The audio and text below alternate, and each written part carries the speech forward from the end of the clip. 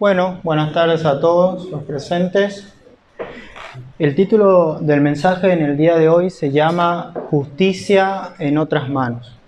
Y por favor quiero que vayan conmigo a Romanos capítulo 9, versículo 30.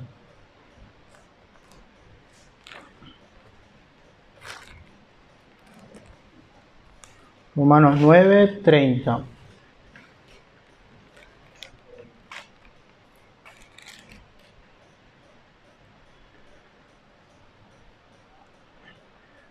Bien, en esta tarde vamos a tomar de Romanos 30 hasta el capítulo 10 del versículo 13.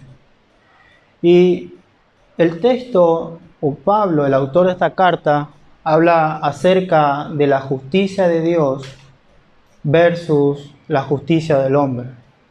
La justicia de Dios basada en la fe en Cristo y la justicia del hombre basada en las obras para alcanzar o ser aceptado delante de Dios. Y Romanos 9:30 comienza diciendo lo siguiente: ¿qué pues diremos? ¿Que los gentiles que no iban tras la justicia han alcanzado la justicia, es decir, la justicia que es por fe? Mas Israel, que iba tras una ley de justicia, ¿no la alcanzó? ¿Por qué? Porque iban tras ella no por fe, sino como por obras de la ley.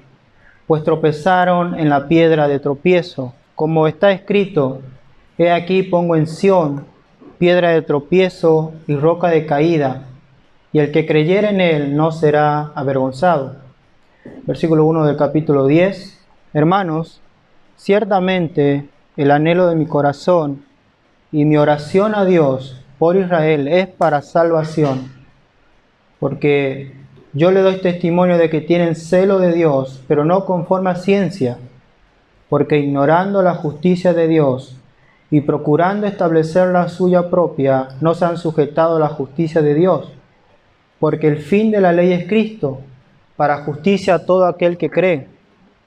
Porque la justicia que es por la ley, Moisés escribe así: el hombre que haga estas cosas vivirá por ellas. Versículo 6 dice: pero la justicia que es por la fe dice así: no digas en tu corazón quién subirá al cielo, esto es para traer abajo a Cristo, o quién descenderá al abismo, esto es para hacer subir a Cristo de entre los muertos.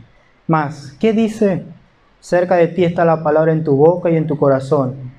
Esta es la fe, esta es la palabra de fe que predicamos, que si confesares con tu boca que Jesús es el Señor y creyeres en tu corazón que Dios le levantó de los muertos, serás salvo.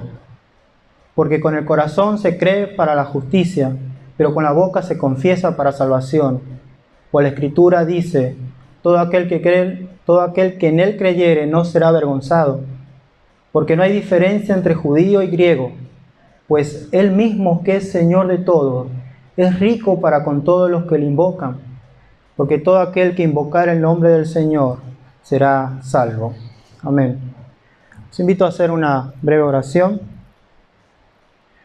Padre amado, en esta tarde te pedimos que traigas luz sobre tu palabra, que a través del Espíritu Santo podamos comprender tu santa palabra, que podamos ser receptivos a tu mensaje, que podamos, Señor, ser ministrados a través de tu palabra. Señor, trae luz, más luz en esta tarde para comprender tu palabra. En el nombre de Jesús, amén. Hace muchos siglos atrás, como había dicho, el título se llama Justicia en otras manos.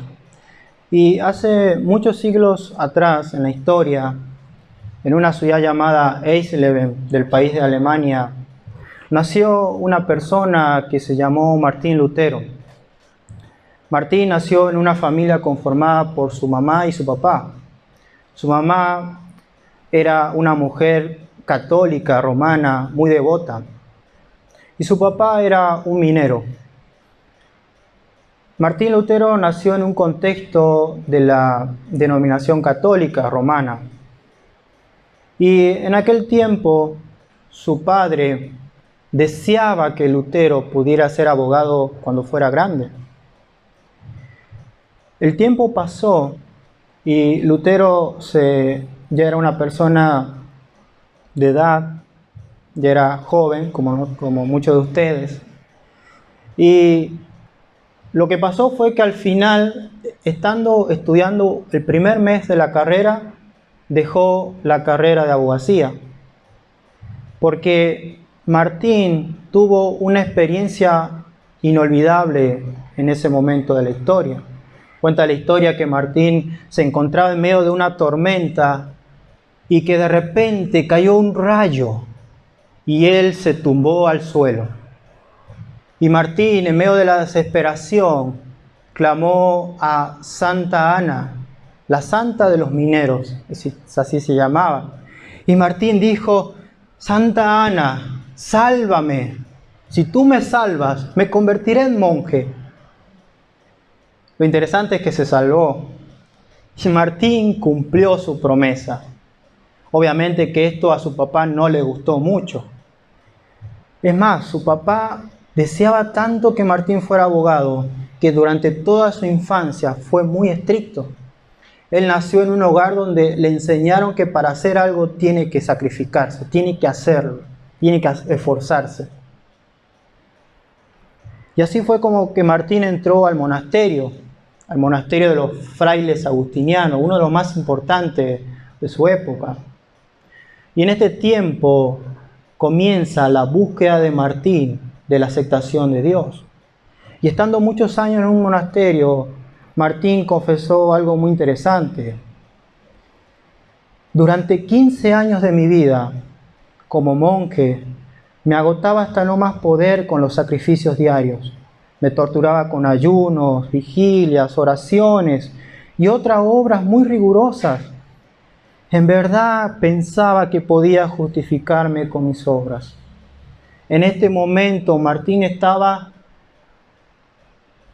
en una etapa de su vida en que él quería buscar y alcanzar la justicia de Dios. Y él se esforzaba por medio de buenas obras, sacrificios. Estaba obsesionado Martín. No encontraba la paz. Sentía que no podía alcanzar. Aún Martín no comprendía que la justicia que él quería hacer aceptada no estaba en sus propias manos, sino en otras manos, que es Cristo. Luego pasó el tiempo y Martín fue llamado como sacerdote y empezó a ejercer el sacerdocio y seguía en su búsqueda hasta que un día se abrieron las puertas del cielo para Martín. Y él estaba en el castillo de la iglesia de Wittenberg estudiando y meditando Romanos 1:17, que dice lo siguiente: porque en el Evangelio la justicia de Dios se revela por fe. Y para fe, como está escrito, mas el justo por la fe vivirá. Y aquí Martín, él entendía que acá la justicia de Dios, en este versículo, se refería a la justicia activa y vengadora de Dios. Y él odiaba esta justicia de Dios, porque no podía alcanzarla, no podía ser aceptado. Por más que se esforzaba, no podía. Y en ese momento, como un rayo divino, cayó en el oscuro corazón de Lutero y comprendió este pasaje. Y él realmente en ese momento recibió la justicia de Dios como un regalo por medio de la fe en Cristo. Y dijo unas palabras muy importantes cuando tuvo esta experiencia. Y dice: al fin, por la misericordia de Dios, meditando día y noche, presté atención al contexto de las palabras. En el Evangelio se revela que proviene de Dios, la cual es por fe de principio a fin, tal como está escrito: el justo vivirá por la fe. Allí comencé a comprender que la justicia de Dios es aquello por lo cual el justo vive gracias al regalo de Dios.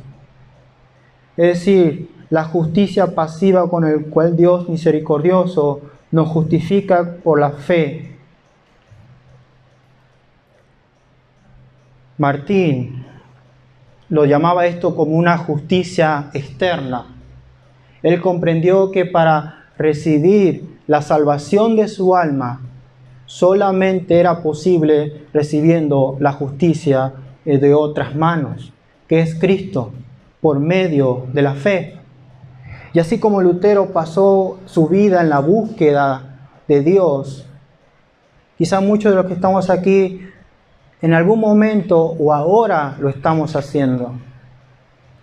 Y el mensaje en esta tarde habla y nos va a llevar acerca de cómo estamos fundamentando nuestras vidas. Y el punto 1 de este mensaje se llama alcanzando la justicia de Dios. Y el versículo 30, Pablo comienza con una pregunta: ¿qué pues diremos? Esto es un conector que conecta la idea del capítulo 9 que venía hablando Pablo.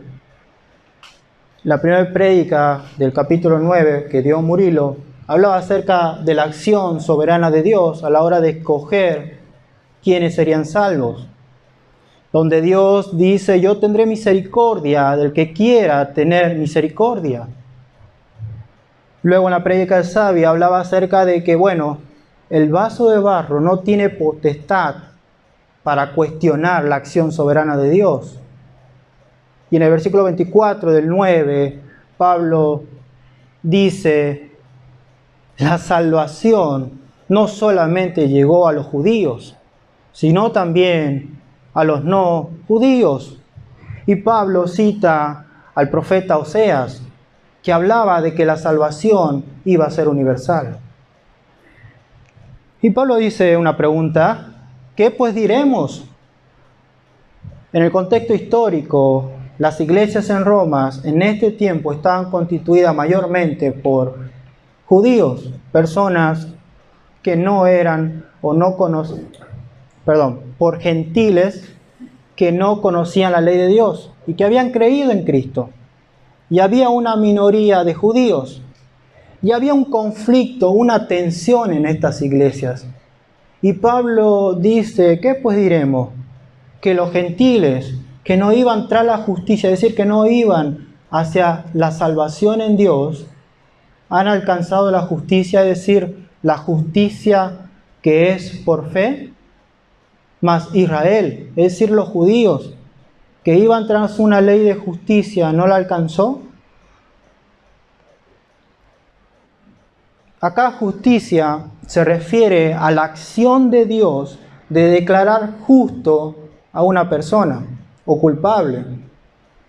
Habíamos visto en Romanos capítulo 4 al capítulo 6 el término justicia, hasta también el 7 y 8.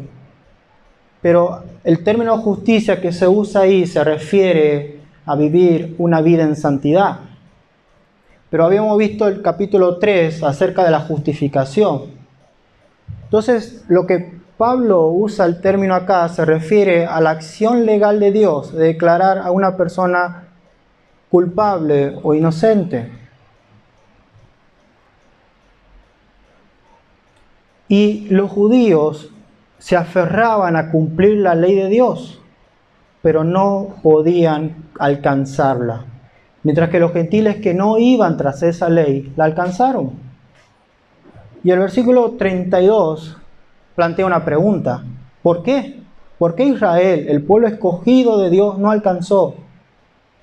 Porque iban tras ella no por fe, sino como por obras de la ley. Lo que resalta acá Pablo es que para alcanzar la justicia de Dios no es en base a las obras, sino en base a la fe. Ahora, esta actitud, este conflicto entre judíos y gentiles no es muy diferente al día de hoy. Los judíos eran personas que se jactaban desde niño haber conocido la ley de Dios. Personas que se jactaban de que haciendo muchas cosas Dios lo iba a aceptar.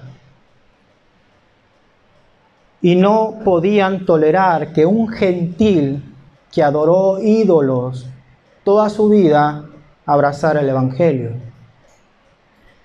Ahora, ¿cuáles son las características de este judío? Que hoy en día puede ser una persona religiosa o alguien que confiesa ser cristiano. Y esta persona vive el Evangelio con la idea de que puede obtener la justicia de Dios por sus buenas obras. Descansa su vida en las buenas obras.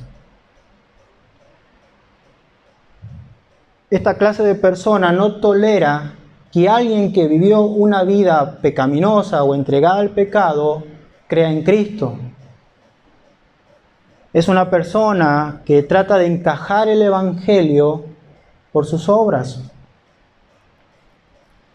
Es una persona que se aísla de la iglesia porque dice, no, mira, ahí no.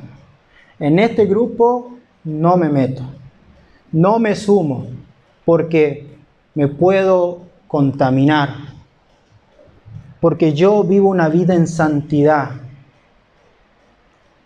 Esa es la característica de una persona que vive el Evangelio en base a sus obras.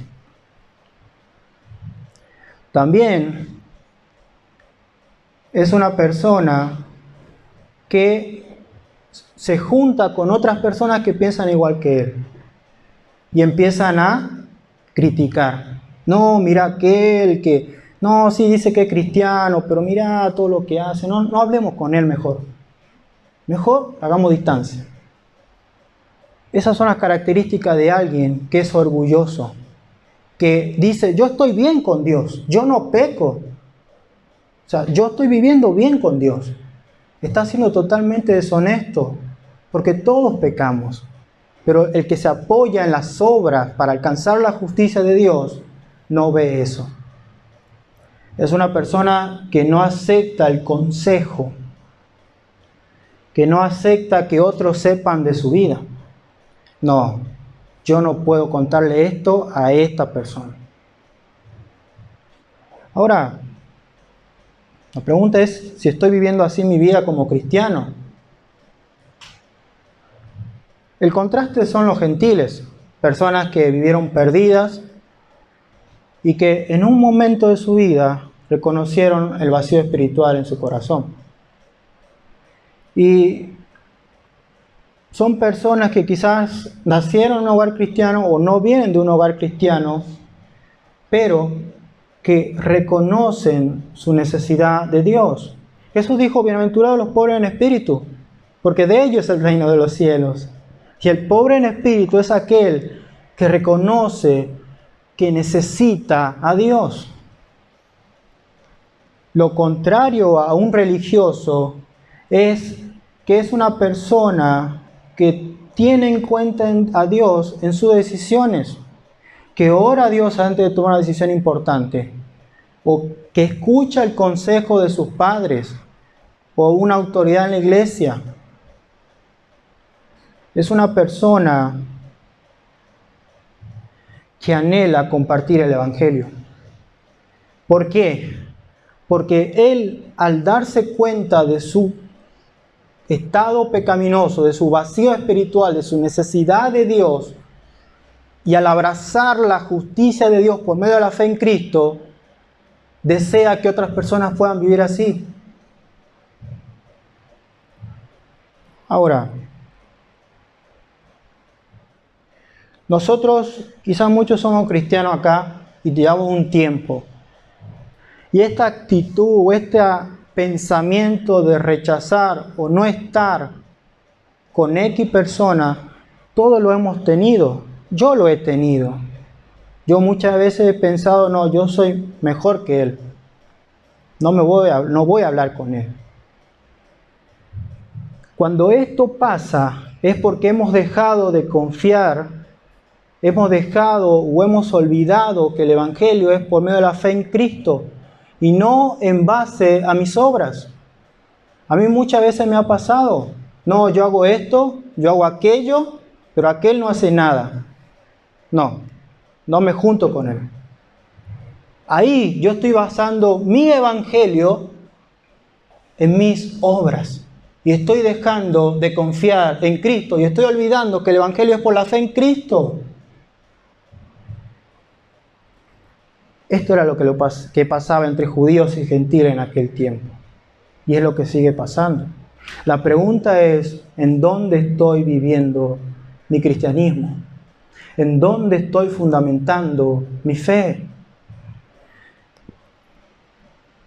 Luego, al final del 32 dice, pues tropezaron en la piedra de tropiezo. 33, como está escrito, he aquí pongo en Sión piedra de tropiezo y roca de caída, y el que creyere en él no será avergonzado.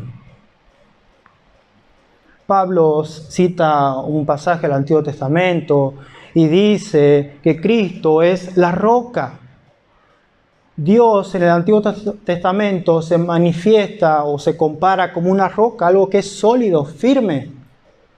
Lo vemos mucho en los Salmos. Pero Pablo dice que Cristo es una roca para salvación, pero también es un tropiezo. Y es lo que le pasaba literalmente a los judíos. Los judíos eran como personas que van por el camino mirando hacia abajo y ven una roca gigante y deciden seguir y tropiezan. Porque de alguna manera los judíos veían a Cristo, escucharon de Cristo, pero no les fue suficiente. Ahora, ¿por qué podemos tropezar con la piedra que es Cristo? ¿Y por qué puede pasar esto?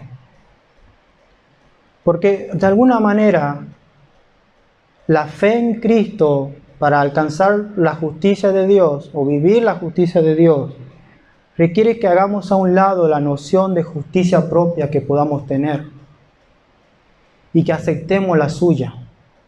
Es decir, que dejemos el orgullo.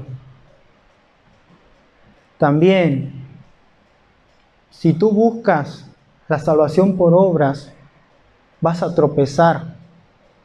Y tropezar es la condenación, el infierno. Y el Señor está hablando esta tarde. El Señor está hablando en esta tarde. ¿Qué vas a hacer? ¿Vas a seguir ignorando a Cristo? ¿O te lo vas a tomar en serio? Ahora, puede ser que haya una supuesta contradicción, porque el capítulo 9 hablaba de que Dios decide aplicar justicia a unos y misericordia a otros, y que Dios es soberano en lo que respecta a la salvación. Pero acá habla de la responsabilidad humana de tomar una decisión. No podemos mezclar la responsabilidad humana con la voluntad soberana de Dios, porque hay un misterio que yo no lo voy a poder encontrar, ni los padres, ni la historia de la iglesia lo pudo entender. Pero por naturaleza nosotros rechazamos el Evangelio.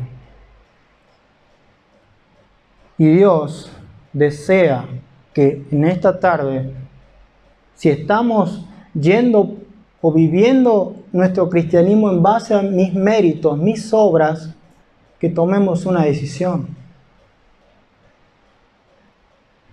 El punto 2 se llama deseando la justicia de Dios por fe a otros.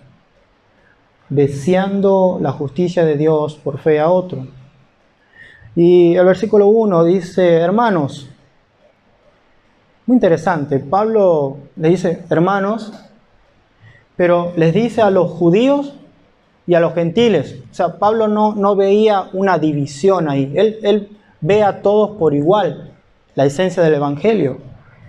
Y dice, ciertamente el anhelo de mi corazón y mi oración a Dios por Israel es para salvación. Miren, como contó Xavi un poco su testimonio, si vemos la vida del apóstol Pablo, él fue perseguido por sus propios hermanos de sangre, los judíos. Sin embargo, él anhelaba en su corazón y su oración a Dios era para que esas personas alcanzaran la salvación, que es un reflejo del verdadero creyente, que aun a pesar de que me hayan tratado mal X persona, yo esté orando por ella. Ahora, en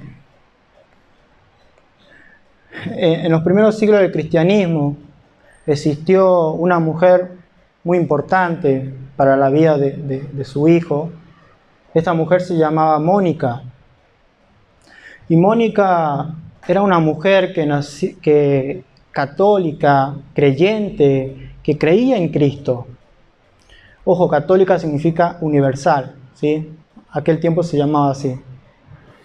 Y significa, pero esta mujer, Mónica, tuvo muchos hijos. Tuvo un marido no tan bueno, pero tuvo muchos hijos y tuvo uno en especial que fue rebelde, toda su juventud y su vida, hasta de grande, un poco más. Su hijo se llamaba Agustín. Y esta mujer por muchos años no solamente anhelaba en su corazón que su hijo creyera y abrazara el Evangelio por medio de la fe en Cristo, sino que también oraba fervientemente por ello. Y este hombre, Agustín, cuenta la historia, las confesiones de San Agustín, que es maravilloso. Él se encontraba leyendo los escritos del apóstol Pablo y en ese momento tiene una experiencia inexplicable y decide cambiar su vida radicalmente. Una de las últimas palabras que dio su mamá antes de morir fue: la única cosa que me hacía desear vivir aún era verte. Antes de morir convertido en cristiano católico. Ahora, así como Pablo y esta mujer Mónica anhelaban y deseaban la salvación de otros, de alguna manera el verdadero creyente, el que vive su vida por medio de la fe en Cristo, debe tener este mismo deseo. Aunque te hayan hecho daño o te traten mal. Pero no solamente hacia afuera, sino que también es hablar el Evangelio con mis hermanos. La persona religiosa es aquella que en una reunión fuera de la iglesia no quiere escuchar de Dios. No seas denso, por favor, no, eso ya todos los domingos, no. Pero el verdadero creyente habla del Evangelio no solo hacia los no creyentes, sino hacia los mismos creyentes. Y esto lo ilustra muy bien el apóstol Juan en su Evangelio, cuando dice que Jesús se encontraba con una mujer samaritana y le dice: te digo que si tú crees, de tu interior correrán ríos de agua viva. Y el Evangelio no solo es un concepto teológico, sino que también es vida que crece y se renueva o se debería renovar en los creyentes día a día. El Evangelio no es solo una verdad teológica, es vivir el Evangelio. De la abundancia del corazón habla la boca. Entonces, Pablo no era alguien que solamente hablaba del Evangelio a los que no creían, sino que se deleitaba en hablar del Evangelio con personas que ya habían creído. Porque de alguna manera eso nos edifica y nos ayuda a crecer y a compartir el gozo de otro hermano. Algo que a mí me sirve mucho es escuchar prédicas de otras personas que tienen una devoción a Dios más fuerte que la mía o que tienen una espiritualidad más profunda. Y yo al escucharlos o hablar con personas de edad también, que sirve un montón, me siento edificado. y poder ver el gozo. Entonces, no es solamente relacionarnos entre un grupo o hacia afuera, sino también buscar relacionarnos con personas que ya han recorrido este camino o buscar conocer a otras personas. No necesitamos ir a la historia. La misma iglesia está conformada por gente que lleva años perseverando en este camino. Y es tan edificante pasar tiempo con esas personas. Algo muy práctico que podemos hacer es obviamente orar. Ahora, mis oraciones a Dios reflejan los deseos de mi corazón y hacia dónde estoy mirando. ¿Cómo puedo cambiar yo esto? Puedo agarrar el celular o un cuaderno y empezar a escribir el nombre de todas aquellas personas que yo conozco, que yo sé que no son creyentes, y decir, voy a empezar a orar por ellas. Pero que no quede ahí la cosa, sino voy a interesarme más por esas personas.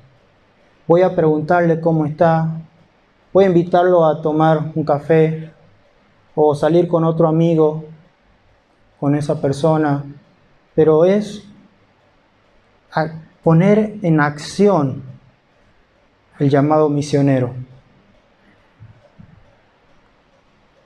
Ahora, el siguiente punto se llama, el punto 3, se llama ignorando la justicia de Dios por fe.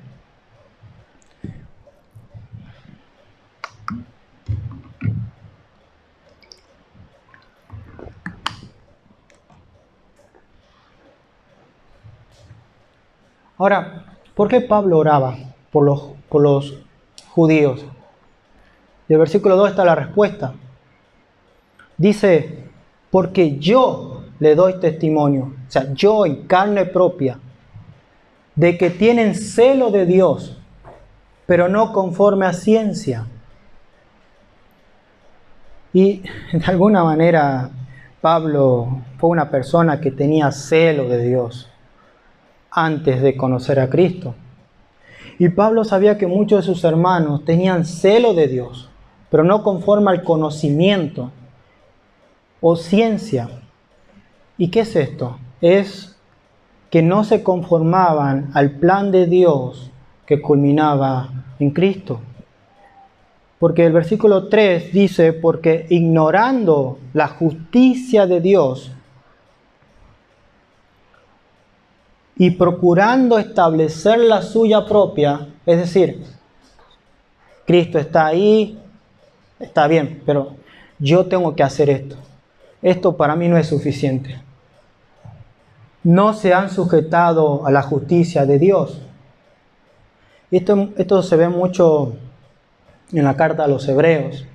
El contexto histórico de la carta, que es una carta maravillosa, es que los cristianos judíos habían abrazado la fe en Cristo, pero empezó a haber persecuciones aún de sus mismos hermanos de sangre, los judíos, pero también del contexto. Entonces lo que hacían mucho era volver al judaísmo para no ser perseguidos. Y el autor de la carta a los Hebreos empieza a citar todo el Antiguo Testamento y diciéndole, mire gente, Cristo, eso era la sombra. Cristo vino y es mejor que todo esto. Realmente. Y de alguna manera muchos de estos creyentes estaban así. No, Cristo no es suficiente. Ahora, el versículo 4 dice, porque el fin de la ley es Cristo, para justicia a todo aquel que cree. Ahora, aquí se refiere a la ley de Moisés, la ley que fue dada a Moisés, que Dios le dio a Moisés para el pueblo de Israel, para los judíos, que fueron los 10 mandamientos, pero también los 600 en total, ¿no? Ahora, Pablo dice, el fin de la ley es Cristo. Y habíamos visto en Romanos 3, que la ley se manifestó para que podamos conocer nuestro pecado, para que podamos conocer nuestra necesidad de Dios. La ley nos conduce a Cristo. Se parece al reel que subieron, pero el propósito de Dios al darnos la ley fue llevarnos a Cristo.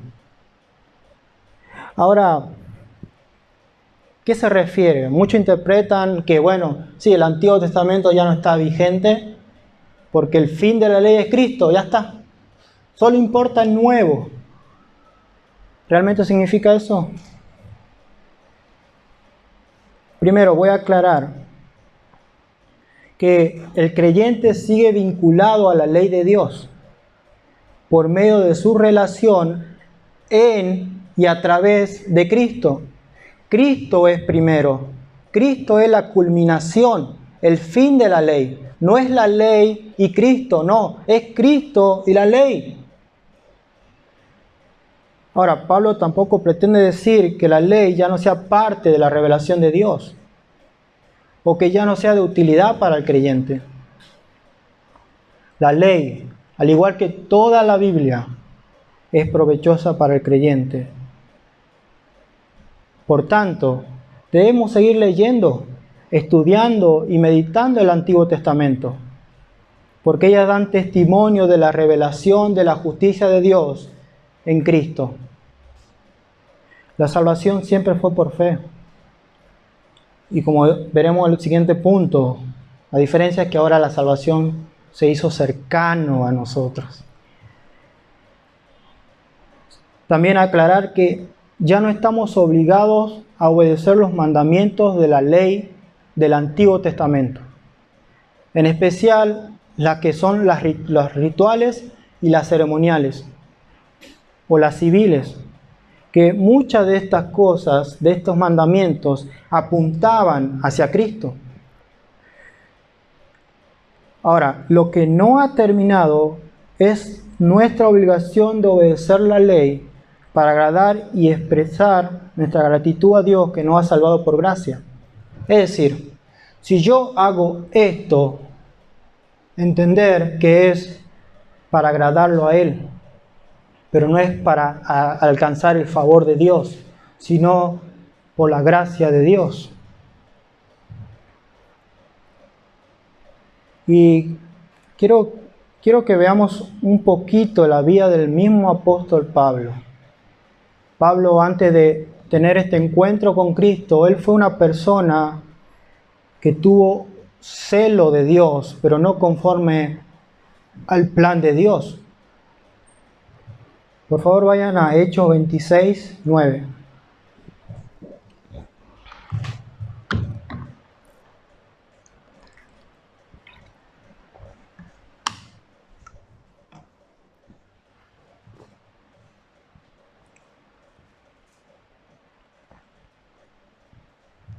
Hechos 26, 9 dice Pablo hablando acerca de cómo él abrazó el Evangelio. Dice, hablando de su vida pasada: yo ciertamente había creído mi deber hacer muchas cosas contra el nombre de Jesús de Nazaret. Entonces creo que copié mal. El 10 dice, lo cual también hice en Jerusalén. Yo encerré en cárceles a muchos de los santos, habiendo recibido poderes de los principales sacerdotes, y cuando los mataron yo di mi voto. Y muchas veces castigándolos en todas las sinagogas, los forcé a blasfemar, y enfurecido sobremanera contra ellos, los perseguí hasta las ciudades extranjeras. Pablo, en este momento de su vida, él creía que podía alcanzar la justicia de Dios en base a sus obras, que él creía que podía cumplir con toda la ley, pero se estaba engañando.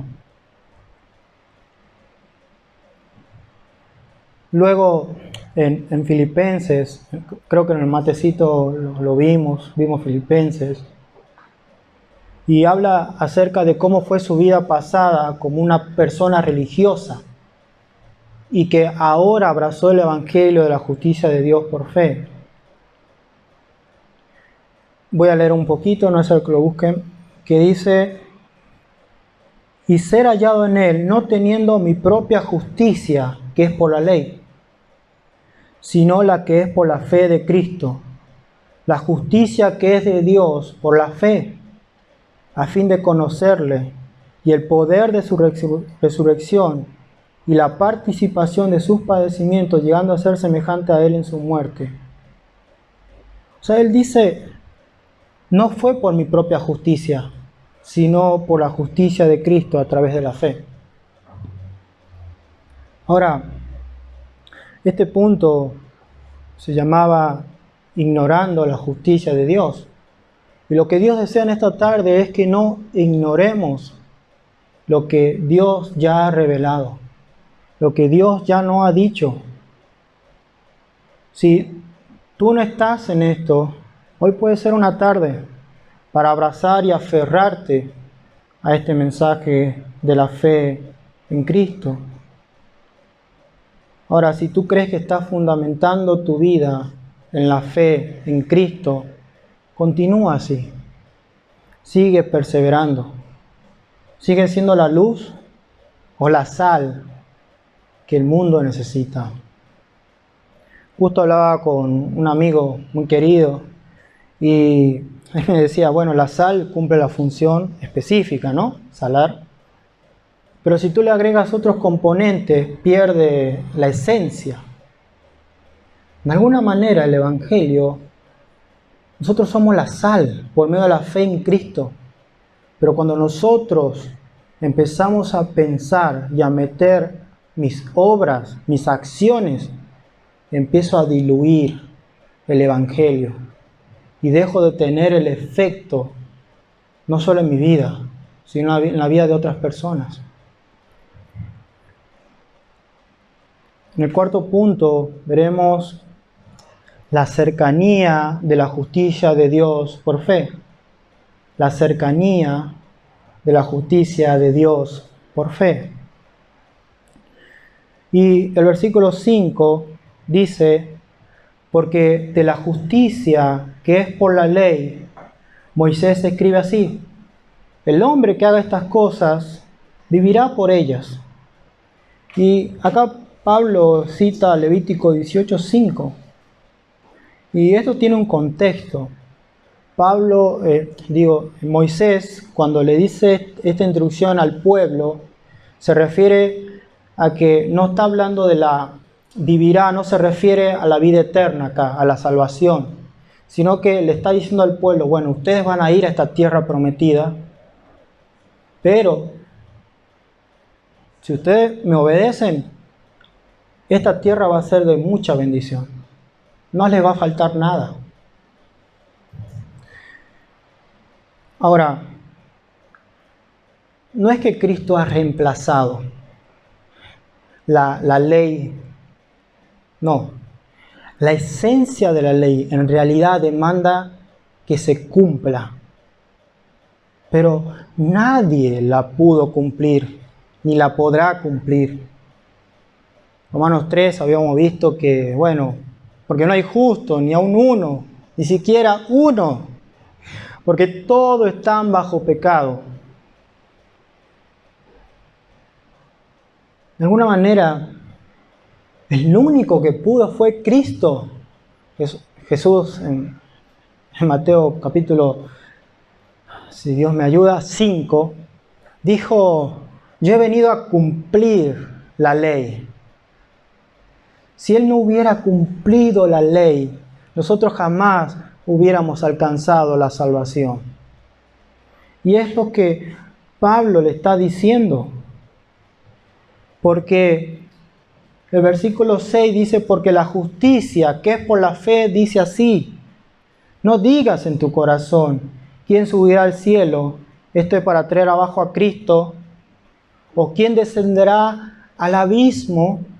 Esto es para hacer subir a Cristo de entre los muertos. Pablo está citando otro pasaje de Deuteronomio, capítulo 9. Y no es necesario que lo busquen, pero el contexto era de que muere toda una generación en el desierto, 40 años, y se vuelve a hablar de la ley de Dios cuando el pueblo iba a entrar de nuevo. Y Dios les dice, miren gente, la ley está acá. No hay excusas para decir que está en lo alto ni en lo profundo del mar para no cumplirla. Está acá. Ahora, en ese momento vemos la gracia de Dios. Porque de alguna manera no es que Dios hizo que fuera imposible que el ser humano alcanzase la salvación. Lo dejó ahí. Pero los judíos, la mayoría, creía que para alcanzar eso había que hacer obras. Cuando toda la ley era por fe.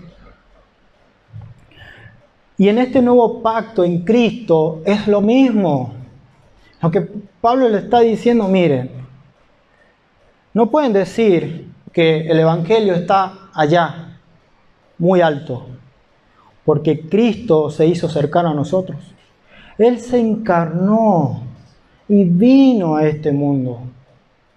Y tampoco podemos pensar que está muy hondo y no lo podemos alcanzar, porque Cristo descendió de entre los muertos, resucitó para acercarnos el Evangelio. Y como dice el 8 más, ¿qué dice? Cerca de ti está la palabra en tu boca y en tu corazón. Muchas veces, a mí una vez, no sé si a ustedes le pasan, pero yo tengo un problema, a veces me olvido.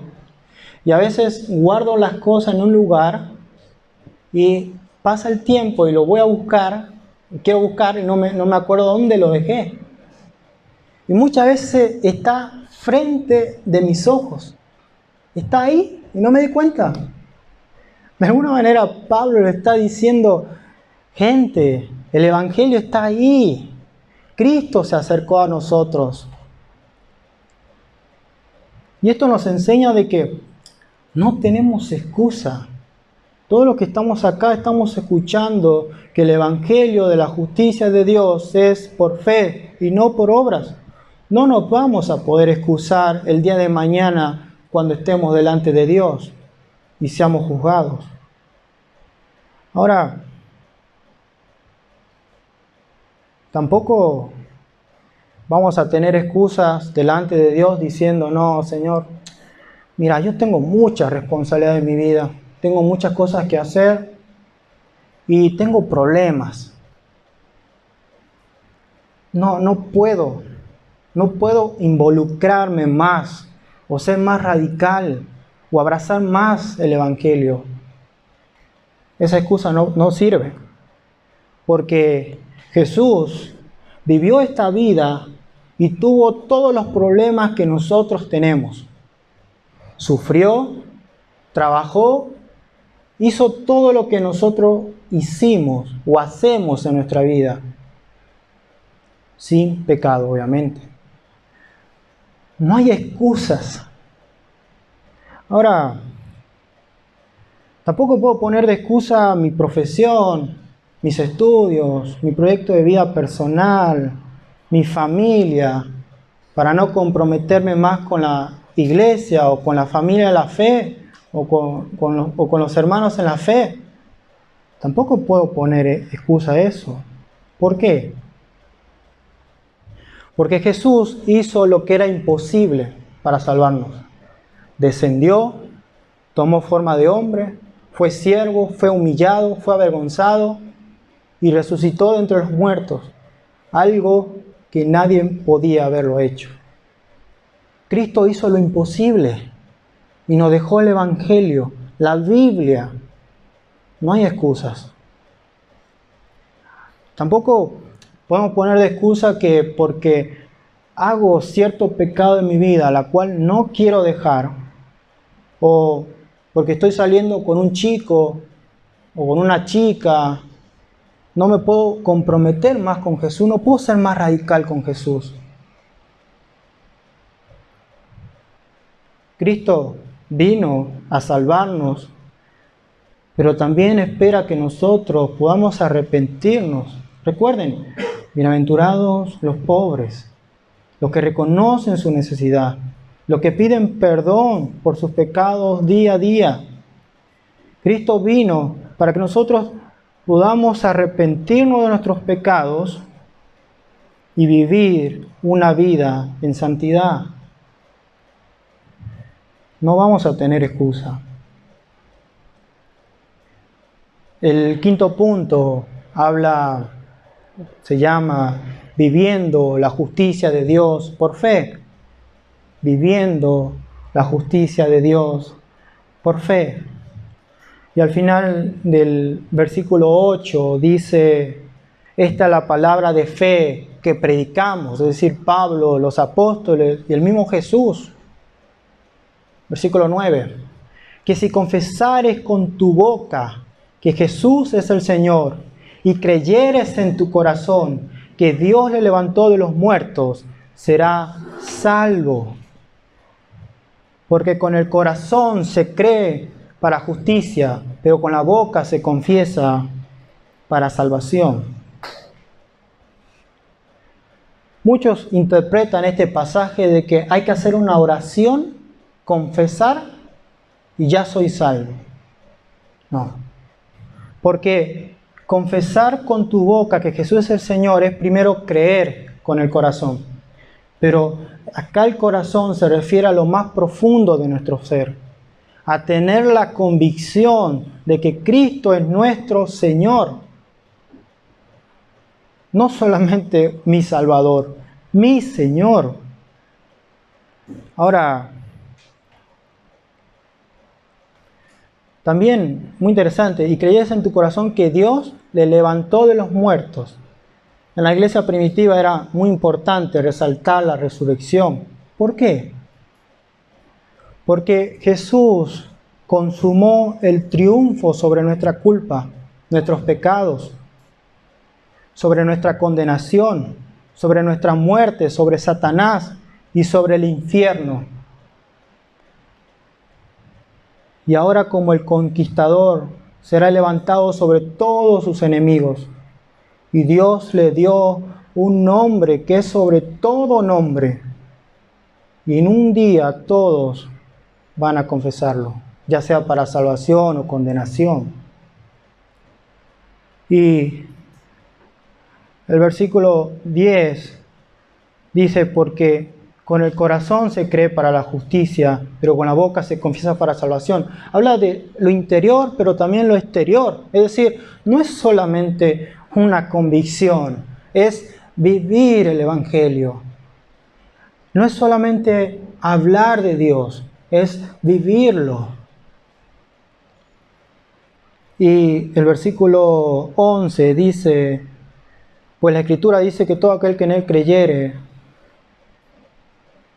no será avergonzado. El que cree en Él es una respuesta inicial necesaria para la salvación. Pero es un requisito continuo. ¿Cómo es eso?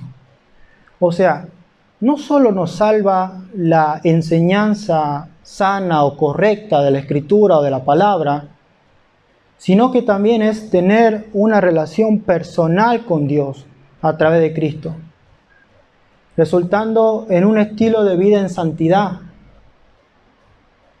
Y debemos tener cuidado de esa creencia fácil que separa la verdad del estilo de vida, que separa la justificación de la santificación.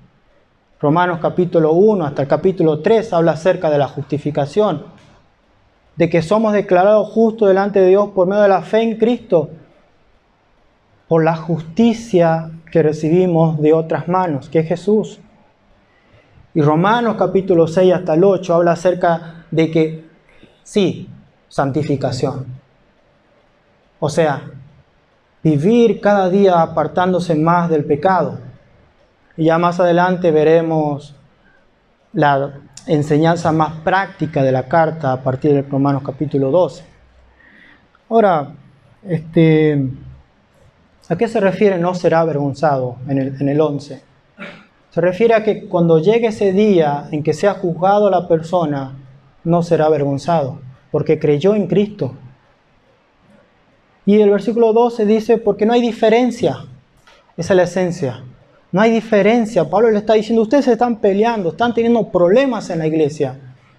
Pero el Evangelio dice, no hay diferencia entre judío y griego, pues el mismo Señor de todos es rico para con todos los que le invocan. Aquí habla, es rico.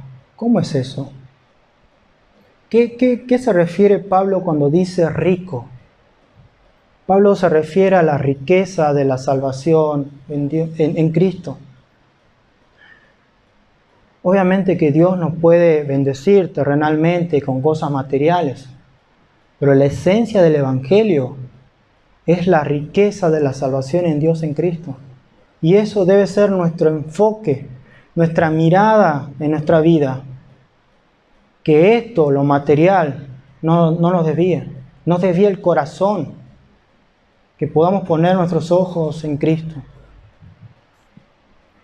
El versículo 13 dice, porque todo aquel que invocare el nombre del Señor será salvo. Y Pablo cita a un profeta del libro de Joel, el profeta Joel. Y acá Joel, el profeta, pone el nombre de Dios como Jehová, aparece en la Reina Valera, pero en otra traducción aparece como Yahvé, que es el nombre de Dios. Y Pablo está diciendo que todo aquel que invocar el nombre del Señor será salvo. Está diciendo que Jesús es Dios. Ahora, quiero hablarle de una mujer en el siglo II del cristianismo, cuando la iglesia era perseguida. Existió una mujer que se llamaba Blandina. Esta mujer vivió la justicia de Dios por fe. Y esta mujer confesó con su boca que Jesucristo era su Señor y Salvador. Esta mujer era rica en Dios espiritualmente. Y cuenta la historia que antes de morir fue torturada y que los verdugos se turnaban para torturarla de día y noche. Pero esta mujer renovaba sus fuerzas al confesar a Jesús como su Señor y Salvador. En el día de su muerte ella fue expuesta a las fieras y a otras clases de torturas. Fue humillada delante de toda la multitud.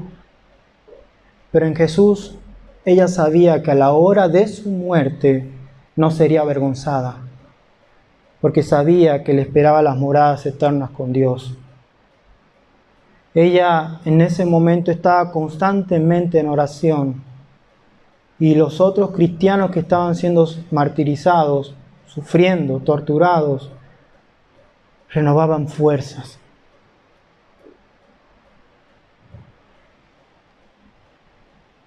Blandina murió degollada al final, pero fue una persona que vivió el Evangelio de la justicia de Dios en Jesús por medio de su fe.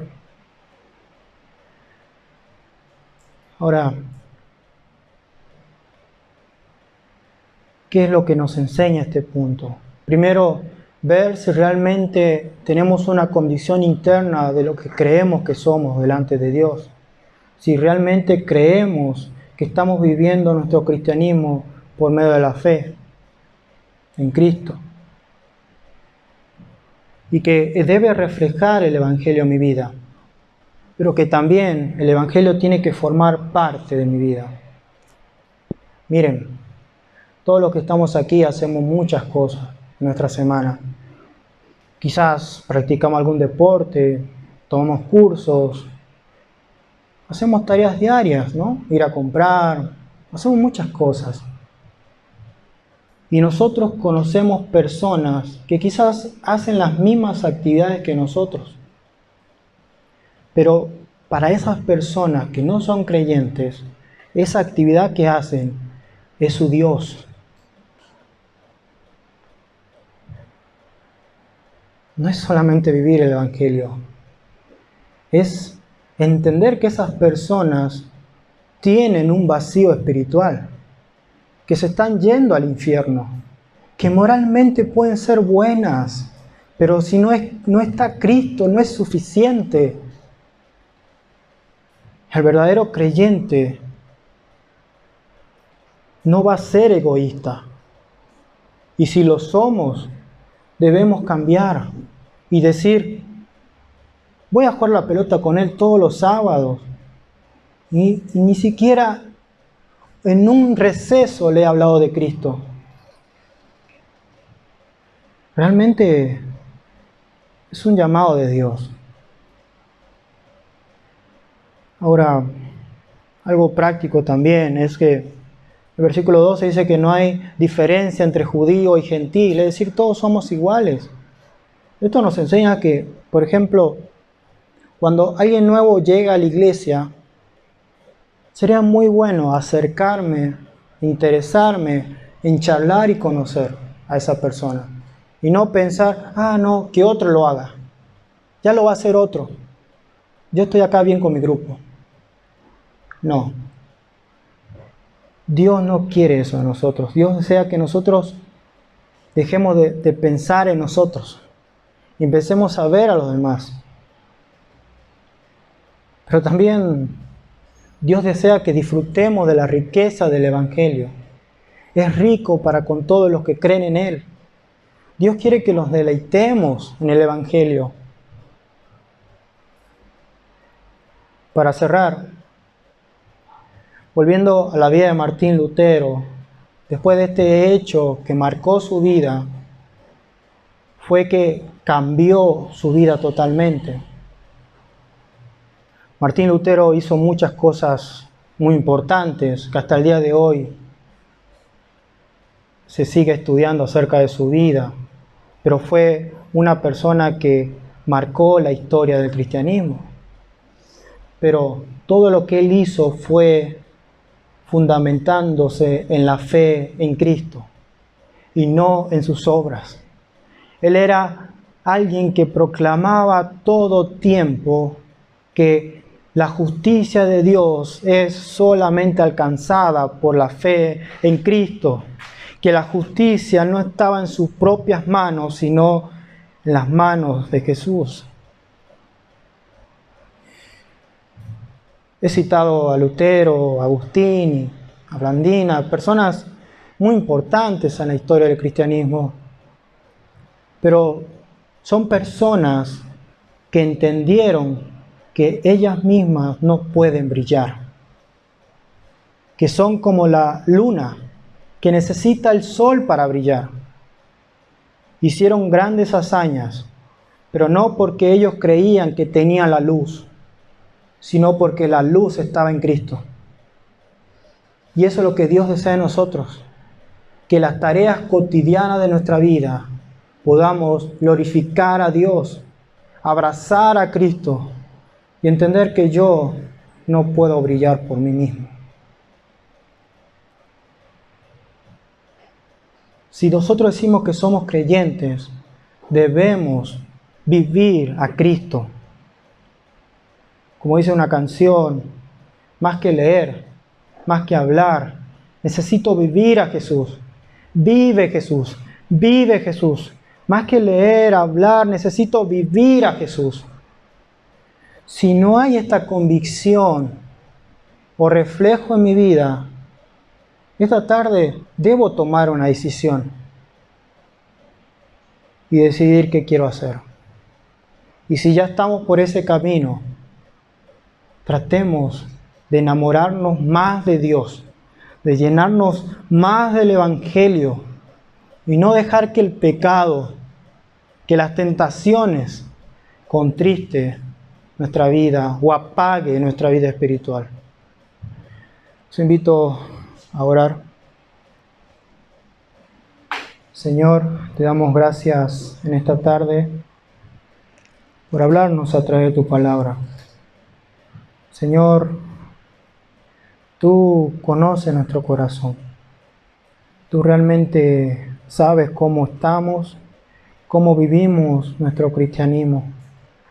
Señor, tú sabes si pienso que haciendo buenas acciones voy a ganar el cielo o voy a alcanzar tus bendiciones. Señor, tú sabes si estoy viviendo mi vida descansando en Cristo por medio de la fe, comprendiendo de que no soy yo, sino Cristo en mí. Padre, te pido que obres en nuestra vida, que obres en mi vida, que me corrijas si es necesario, que si no estoy en este camino de la verdad en Cristo, que pueda producir en mi corazón un cambio, una conversión, nacer de nuevo. Y si estoy, Señor, ayúdame a amarte más, a buscar más de ti, a vivir el Evangelio, a practicar el Evangelio y a anunciarlo. En el nombre de Jesús te damos gracias. Amén.